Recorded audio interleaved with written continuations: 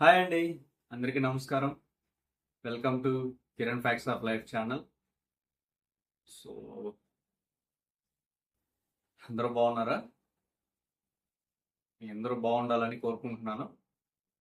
So ఈరోజు మనం చెప్పుకోబోయే టాపిక్ ఏంటంటే, తలనొప్పి ఎక్కువగా ఉన్నప్పుడు ఏం చేస్తే తలనొప్పి వెంటనే తగ్గిపోతుంది. దీని గురించి చెప్పబోతున్నాను. ముందుగా మన ఛానల్ని సబ్స్క్రైబ్ చేసుకోండి. సో మీరు సపోర్ట్ చేయడం వల్ల మనకు చాలా బూస్టింగ్ ఉంటుంది, ఎనర్జీ కూడా ఉంటుంది. ఓకేనా? సో తలనొప్పి ఎక్కువగా ఉన్నప్పుడు మనం మామూలుగా సాధారణంగా ట్యాబ్లెట్స్ వేసుకుంటాం తలనొప్పి తగ్గడానికి.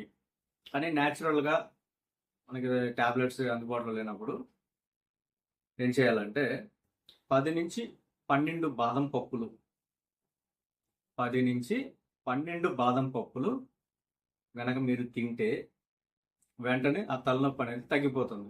ఎందుకంటే ఈ ఈ బాదం పప్పుల్లో ఉండే పవర్ ఏంటంటే 2 తలనొప్పి మాత్రల పవర్ ఉంటుంది అనమాట.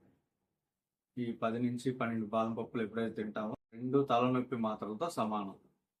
సో వెంటనే తగ్గిపోతుంది అనమాట. ఓకేనా? సో ఈ వీడియో కనుక మీకు నచ్చినట్లయితే లైక్ చేయండి, మన ఛానల్ని సబ్స్క్రైబ్ చేసుకోండి. Thank you.